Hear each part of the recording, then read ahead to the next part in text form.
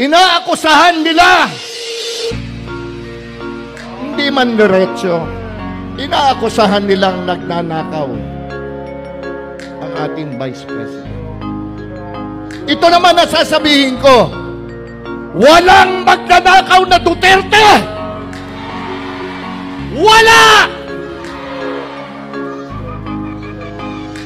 Ang lahi ni former President Rodrigo Roa Duterte ay nananalaytay na dugo sa mga ugat ng kanyang mga anak. Kaya tandaan nyo, walang magnanakaw na Duterte kailanman.